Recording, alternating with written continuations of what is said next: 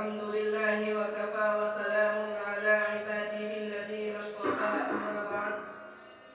أعوذ بالله من الشيطان الرجيم بسم الله الرحمن الرحيم الرحمن علم القرآن خلق الإنسان علمه البيان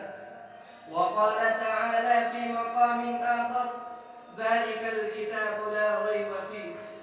وقال النبي صلى الله عليه وسلم إن من البيان لسحرا او كما قال علیہ الصلاة والسلام۔ خدا کے نام سے اس محفل کا آغاز کرتے ہیں، خدا کے نام سے اس محفل کا آغاز کرتے ہیں، وہی مالک ہے ہم سب اسی کے کرم پر ناز کرتے ہیں، اسی کے نام سے آغاز کا انجام ہوتا ہے، اسی کے نام سے آغاز کا انجام ہوتا ہے، اسی کی مہربانی سے جہاں کا کام چلتا ہے۔ میں اکیلا ہی چلا تھا جانب منزل مگر، میں اکیلا ہی چلا تھا جانب منزل مگر، راہ رو آتے گئے کارواں بنتا گیا۔ آ جاؤ ختم ہو گئے دن انتظار کے، آ جاؤ ختم ہو گئے دن انتظار کے، دورے خزاں گیا اور دن آئے بہار کے۔ لائق صدر احترام، اسٹیج پر رونق افروز بزرگان دین اور مدرسہ بازا کے نوش گفتگو، آسمان و زمین کی ہر چیز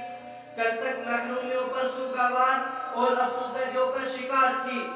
آج عالم یہ ہے کہ آنکھیں کھولیے تو حسن کی عشرت توازی ہے،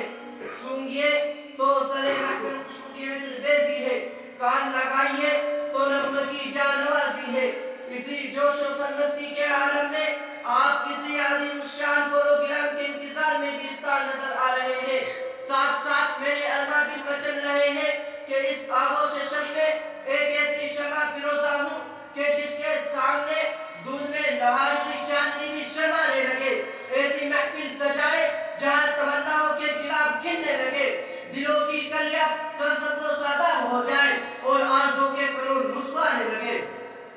یعنی اس مقدس قرآن کریم کی تلاوت باسعادت کے ذریعے سے ہم اپنی اس محفل کا آغاز کریں کہ جس نے 23 برس کی قلیل مدت میں پورے عالم میں وہ انقلاب برپا کر دیا کہ بڑے سے بڑے فصحا، بلغا، ادبا اور شعراء حیران و شتر رہ گئے، جس کی آیتوں کو سن کر پتھر دل موم ہو گئے۔ اور عزیز دوستو، یہ قرآن مقدس کیوں نہ ہو جبکہ اس کے اتارنے والا امین، جس ذات پر اتارا گیا وہ بھی امین، جس کے ذریعے سے اتارا گیا وہ بھی امین، جس جگہ پر اتارا گیا وہ بھی امین، جس مہینے میں نازل ہوا وہ تمام مہینوں میں افضل، اور جس رات میں نازل ہوا وہ راتوں سے بہتر ہے۔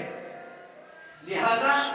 اسی مقدس قرآن کریم کی تلاوت باسعادت کے لیے میں دعوت اسٹیج دیتا ہوں ایک ایسے قاری خوشحال کو جن کا پڑھنا اور پڑھانا آنکھوں کو مست اور دلوں کو آبدیدہ کر دیتا ہے، جن سے میری مراد قاری محمد افضل صاحب ہے۔ موصوف سے بڑے ہی ادب کے ساتھ گزارش ہے کہ وہ آئے اور ہم سب سامعین کو تلاوت کلام اللہ سے مستفید فرمائے۔ اس شعر کے ساتھ: ہے قول محمد قول خدا فرمان نہ بدلا جائے گا،